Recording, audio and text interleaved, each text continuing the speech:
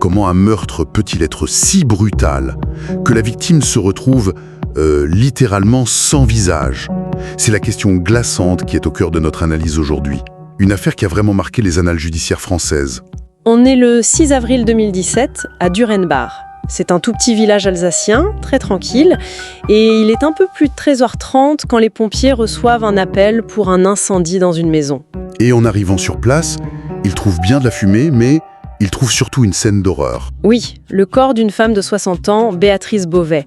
Et ils comprennent tout de suite en fait que l'incendie n'est qu'une mise en scène. C'est là pour cacher autre chose. Et cette autre chose, c'est d'une violence absolument inouïe. Le corps a été lardé de 36 coups de couteau. Mais le plus choquant, le détail qui fait basculer l'affaire dans l'horreur pure, c'est la mutilation du visage. La peau, les muscles, une partie du cuir chevelu. Tout a été découpé, avec une précision presque chirurgicale, et emporté. C'est une signature tellement unique, tellement dérangeante, que la première réaction des enquêteurs, ça a été de penser à un tueur en série. Exactement. On va tenter de comprendre qui a pu commettre un crime aussi atroce et surtout, quel peut bien être le mobile derrière un acte pareil. Alors revenons sur la scène de crime, parce que les premiers indices sont déroutants. Oui, les pompiers découvrent non pas un, mais 3 départs de feu. 3, donc c'est volontaire, c'est clair, ça confirme la thèse du camouflage. Et puis, il y a ce détail sur la table de la cuisine. Un bol de café encore plein et 2 tartines, dont une à peine entamée. C'est un petit déjeuner figé dans le temps. Ça suggère qu'elle a été surprise, non? Elle n'a pas eu le temps de se méfier et l'a ouvert à quelqu'un qu'elle connaissait. C'est l'interprétation la plus logique. Et ce qui la renforce, c'est que ce n'est pas un cambriolage qui a mal tourné. Rien n'a été volé. Ah bon? Rien du tout. Les enquêteurs retrouvent 800 € en liquide, des chéquiers, des bijoux. Le mobile n'est clairement pas l'argent. Le mobile, c'est la rage. C'est personnel. Et l'autopsie va venir confirmer ça de manière assez spectaculaire. Ah oui, les légistes sont formels. Sur les 36 coups de couteau, en fait, aucun n'était mortel en soi. Comment ça? La mort est due à un arrêt cardiaque, provoqué par le choc, la terreur de l'agression. Mais le détail le plus fondamental, c'est que la décarnation du visage, comme ils l'appellent, a été faite post-mortem. Attendez, ça change tout. Ça veut dire que le but n'était pas de torturer, mais... D'effacer. Précisément. L'objectif principal de l'agresseur, ce n'était pas de tuer, mais d'annihiler l'identité de la victime. C'est un crime qui vise le symbole, la personne. Et cette prise de conscience, ça a dû complètement réorienter l'enquête. Complètement. Il ne cherche plus un voleur, mais quelqu'un qui avait une raison profonde de vouloir que Béatrice Beauvais n'existe plus. Et ce visage, d'ailleurs, on ne l'a jamais retrouvé. Alors, qui était cette femme, Béatrice Beauvais? Dans le village, tout le monde la connaissait. On la surnommait Mamie Foot. Il vivait toujours avec elle. On la décrit comme une femme discrète, mais avec un certain caractère. C'est ça. Elle souffrait de surdité partielle, donc elle avait tendance à crier pour se faire entendre, ce qui pouvait passer pour de l'agressivité. Mais sa vie tournait vraiment autour de son fils. C'était une relation qu'on peut qualifier de fusionnelle. Donc, face à un crime si personnel, sans vol, les enquêteurs se tournent logiquement vers le cercle intime.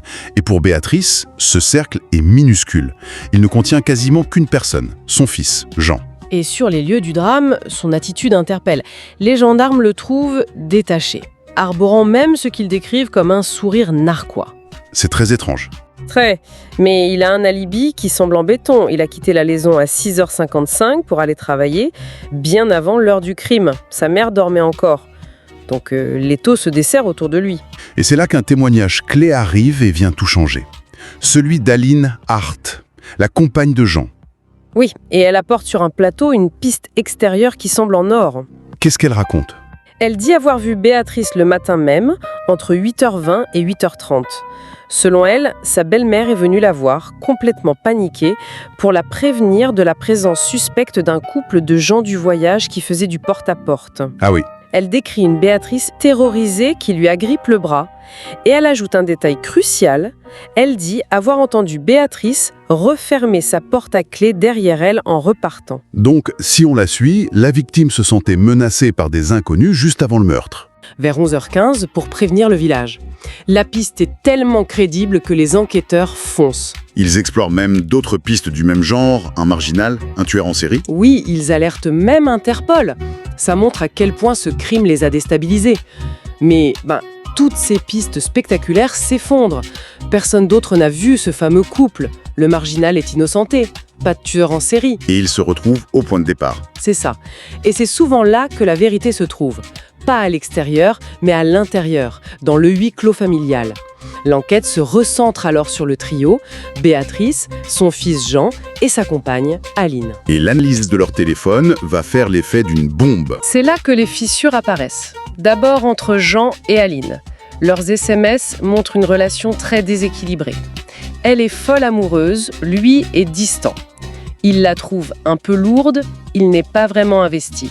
Et puis, il y a la relation entre Jean et sa mère Béatrice. Les SMS qu'elle lui envoie sont... Intense. C'est le mot. Tu as vu l'heure, tu es où, tu rentres quand. On n'est plus dans la relation fusionnelle, là on est dans l'emprise totale. Elle le contrôle comme un adolescent alors qu'il a presque 30 ans. Ce qui nous amène à la rivalité, inévitable j'imagine, entre les deux femmes pour l'attention de Jean.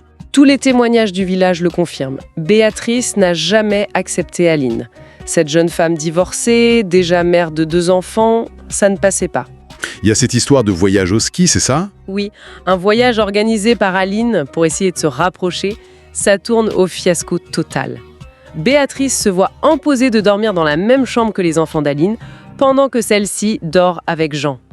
On imagine l'humiliation. La tension monte, jusqu'à exploser 3 jours seulement avant le meurtre. Exactement. Aline débarque chez Béatrice pour une confrontation.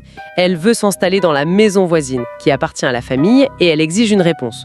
Béatrice refuse, catégoriquement. Et Jean, pendant tout ce temps, Il est là, et il reste muet, complètement passif. et cette passivité, c'est peut-être une des clés du drame, en ne prenant jamais parti, il a laissé la rivalité s'envenimer. Il est devenu l'enjeu silencieux d'une guerre qui allait se finir dans le sang. À ce stade, les enquêteurs commencent à creuser le profil d'Aline Hart.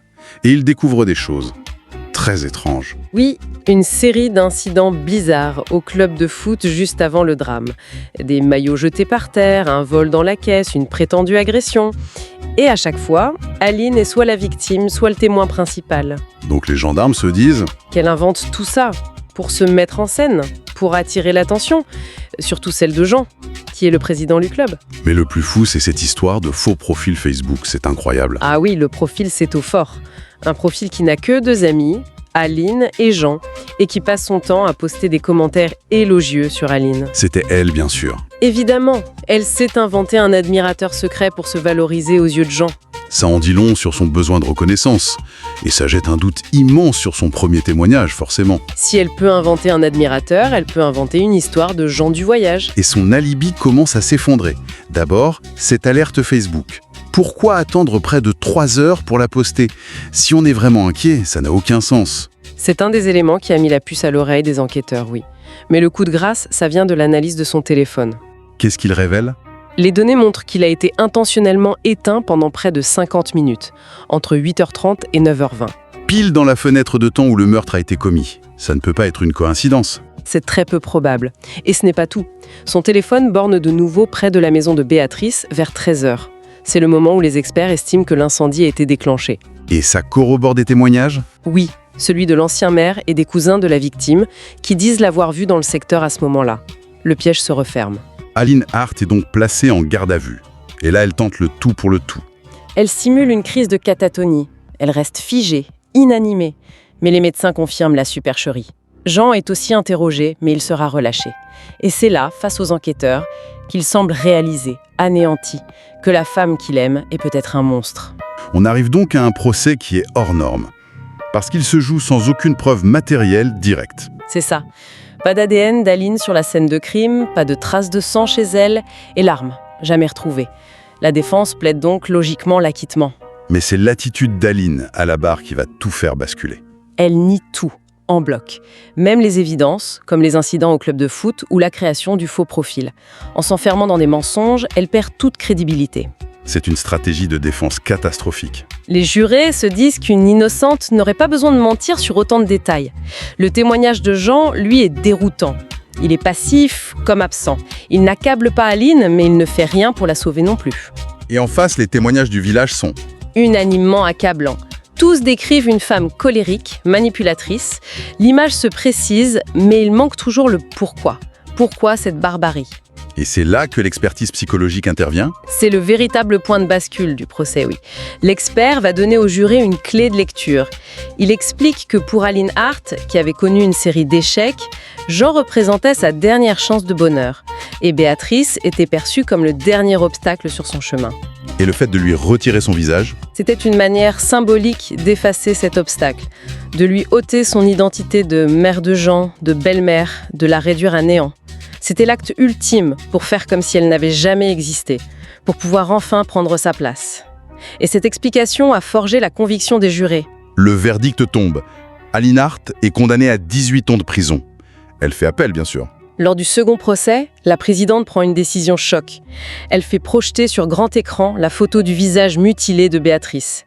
L'impact est terrible. La sentence est alourdie. 20 ans de réclusion criminelle. Et elle n'a jamais avoué. Jamais. Pas le moindre remords.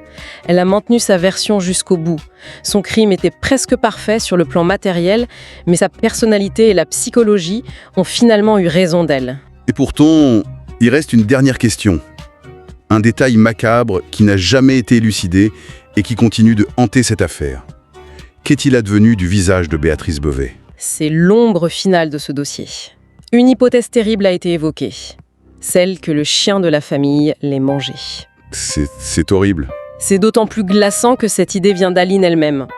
Le soir du meurtre, elle a raconté à Jean, comme si de rien n'était, que les excréments du chien lui avaient paru étranges, qu'elle avait cru y voir du sang. Mais aucune analyse n'a jamais pu le confirmer. Ce secret, Aline Hart l'a emporté avec elle en prison, laissant un mystère définitif sur cette affaire. Et on ne peut s'empêcher de se demander, dans ce trio toxique, quelle a été la part de responsabilité de celui qui est resté silencieux jusqu'au bout?